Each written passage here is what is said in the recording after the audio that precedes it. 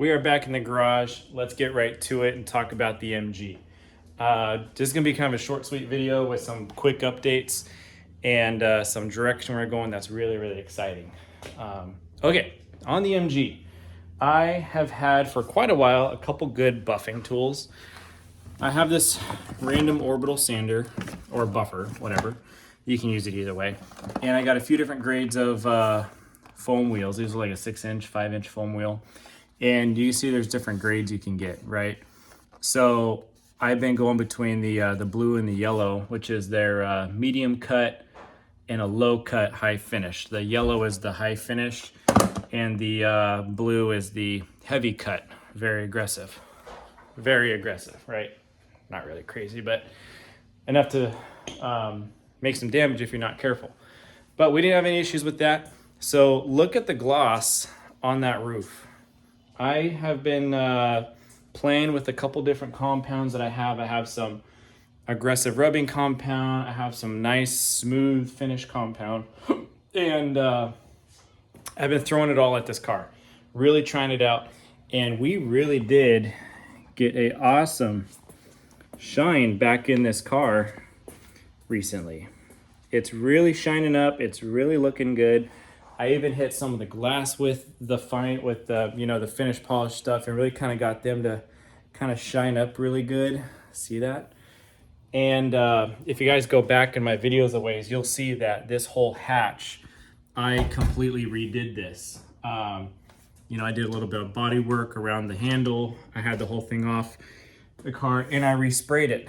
Now that, this new but not great paint job is on here, it actually matches really well now with the rest of the car. The rest of the car is not like distinctly more dull or anything like that. It looks great. Super happy with it. So even though the paint is absolutely trash still, the thing is shiny.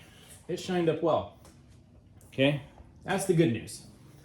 The bad news is this fender, we already know it's had kind of a rough life. We got some kinking going on here a little bit. You can see a little bit of a, body work needs done there. The front of it's kind of ugly a little bit. It's had a hard life. Something obviously happened to this corner of the car and they did their best with it, right?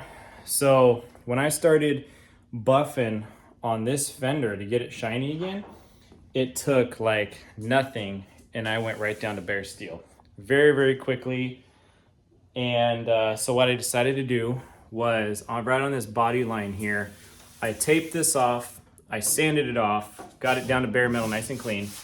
Didn't do any body work or anything like that, trying to straighten stuff up, but I just, a couple coats of primer, a couple coats of my favorite black paint, and a couple coats of clear, and then, did really good. With my buffing and stuff, it did kind of reveal and pull up kind of some ugly finish right here in front of the mirror. But that's okay. At least it's all kind of glossy now. So anyways, that kind of came around and ended up working really well. I'm not using anything fancy paint-wise. I'm literally doing what the previous owner did probably on this paint job is rattle can. A while back, I think I mentioned that this car originally was banana yellow. And it is not banana yellow anymore, for sure. This is my favorite paint for general stuff. Rust-Oleum, the professional one specifically, high performance enamel, works really, really well. And then just Rust-Oleum's basic crystal clear enamel right on top of it. Works good, really, really works good, really good paint. And for this car, it's good enough, honestly. So one of the next things I want to do is I want to tackle the hood. It has a early 2000s carbon fiber wrap on it, and I don't really like it. I don't really like the carbon fiber on it. I think it's a little cheesy. And early 2000s, yeah, would have been like the coolest thing ever, right? When we were all in high school playing Need for Speed, carbon fiber, everything. Not in 2025. I'm over it. So this hood soon is going to come off the car. I'm going to unwrap it. I'm going to rip off the Band-Aid. And we're going to hope for the best when we look at what this hood looks like underneath this vinyl wrap. I don't know what we're gonna find under it. I do know there's a little bit of there's a little bit of imperfections in the steel underneath. You can kind of tell, like right there. You can feel it a little bit, maybe back here even. But anyway, it'll be all right. We're gonna peel it off, we're gonna primer it up, we're gonna paint it, and then the number 68 on the front will not return. That's gonna stay off, but the 68 on the side of the car is gonna stay.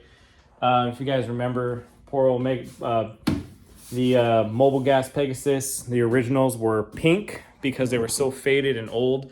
I went ahead and replaced them with bright red ones. They look great.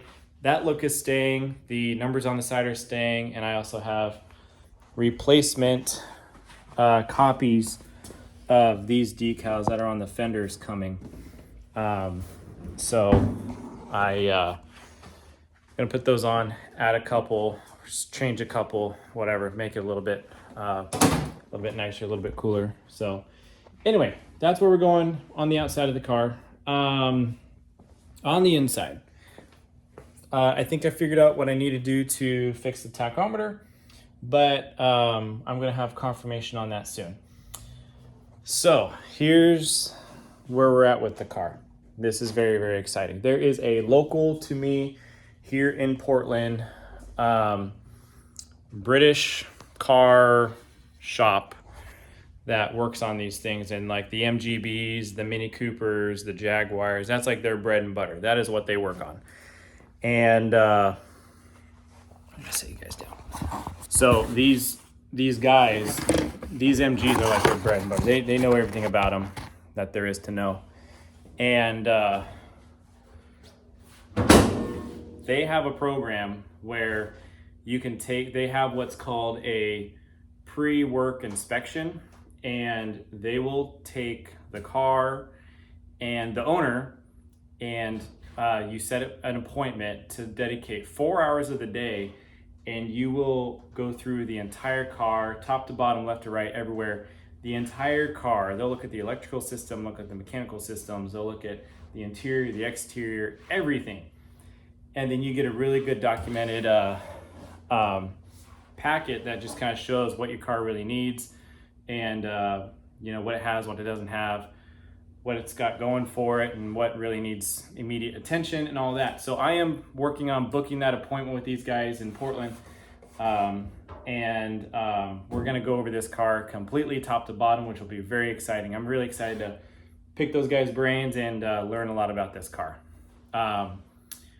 Hopefully I don't find anything too crazy, but that's where we're going with it. Super, super exciting. That's gonna come up in the next few weeks. I just gotta set that date. Realistically, it's gonna be sometime after Labor Day. I'm gonna meet with them and we'll go over that. The reason I found these guys and the reason I decided to go this route is because I'm looking for someone to put a new windshield in the car. This one's pretty rough. It's chipped up, it's got a crack in it.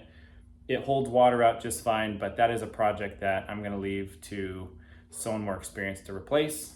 They sound like they're kind of a grizzly to put in, and I'm gonna let them go ahead and do that for me. That's one thing that I definitely wanna take care of this year, is get a good windshield in this car.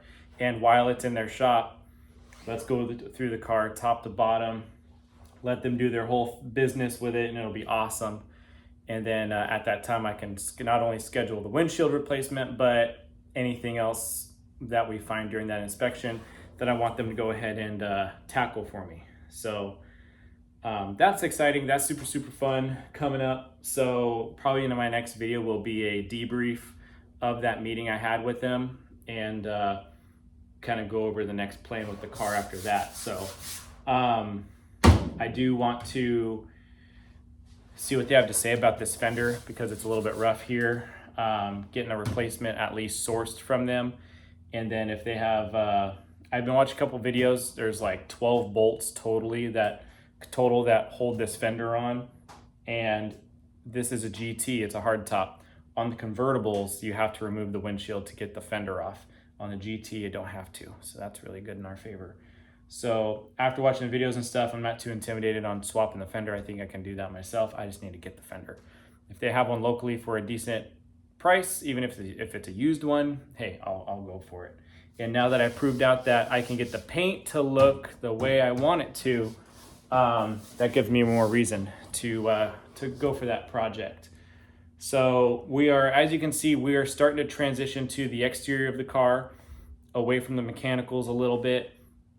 I know one thing they're going to talk about is my driveline. It does have a slight little, a driveline is basically a hollow tube. Well, it's just dented a little bit. One of my earlier videos when we were just getting into this car, I noticed that when I talked about it. So the car does need a driveline, so I'll probably source that from them too. If they got a used one, that's good or whatever. Even, yeah, like I said with the fender, I'm good with getting a used one as long as it's in good shape.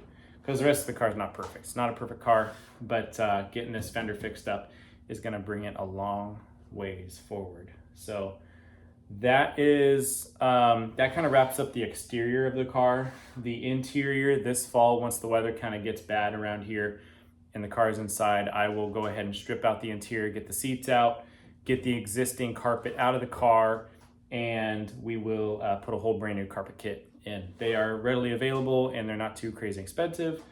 And I got a couple helping hands around that I think we can knock that out pretty quickly. I'll probably do all the strip out work myself, and then I'll just have someone come over, give me a hand laying it all in, and then probably like the next day or something, I'll bolt the seats back in and stuff like that. Should be pretty simple, but yeah, I haven't done one before, but hopefully we don't uncover anything ugly when we're ripping that carpet out. So that's all looking really good. So there's an update on kind of the exterior, the fender, the windshield, the interior a little bit. I need to get their second opinion on getting that speedo working. I know there's a kind of a rough looking wire behind the gauge itself. I assume those guys rewire up gauges all the time. So I got to pick their brain on that and then just getting it hooked up. So other than that, that's the last one. All the other gauges will work just fine. Once that's done, super exciting. Okay, so I think that covers it. That covers the MG. Let's talk about the other projects super quick. We have a couple newcomers to the garage. This is really exciting. We have two 1973 CB350s. You guys know I'm a little bit of a 350cc hoarder. 350, 350, 350 right here, and another 350, my dirt bike, and my XR 350. It's kind of funny, I have so many 350s, but I love them. It's a really fun size, and this 354, side note, that is a bucket list bike for me, 100%. So anyway, the green one runs, the orange one does not. So anyway, those are going to be kind of coming through soon to be working on. The XR 350, really close to being done here. I did have it up and running, but I did find I had a oil leak. I did find that I forgot to put in a plug. I'll show you guys really quick. So right here, there's a cap right there that covers a access hole to get this bolt out. When I put that bolt in, I forgot to put the plug in on top of it. So when I started it up and all the oil was circulating around all the valves and all the valve rockers and stuff, it was leaking out. So luckily I was able to find that issue pretty quick.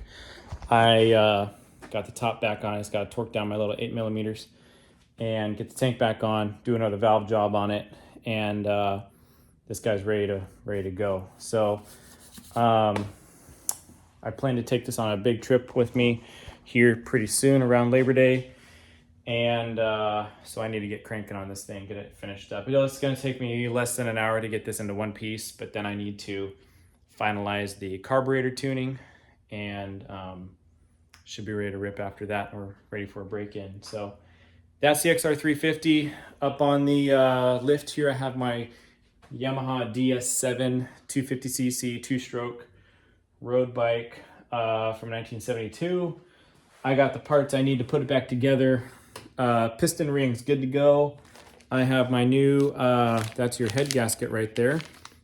Two new ones of those. The head itself is cleaned up and looks fantastic on both of them. New spark plugs. And I have my two carburetor kits right here that I need to put through. And then pretty much this will be done being on the lift. that will come down, and one of those CBs will come up. Actually, I think the next bike that'll come up on the lift will be the little CB 160 Super Sport. I got to put my exhaust on it and my new key switch I got, and then that bike should be able to run. I just need to get it to a running state, and then it can come back down, and then I'll probably get one of those CB 350s up here to start tinkering on. Yeah, I want to get those kind of going.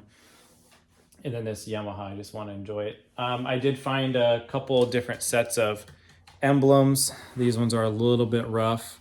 They're just kind of aged and cracking apart. The ones I found online are pretty reasonably priced, and I think they'll be better. And I think it'll work out all right. So I'll probably replace those and a seat cover on the Yamaha, and then we'll be all set. So anyway, that's kind of a quick overview of where we're at in the garage, what's going on. Thanks for your guys' support. Keep you guys posted on the next steps with the MG after I have that meeting with those guys. And I hopefully I'll have a good report on the XR in the next video. Thanks, guys.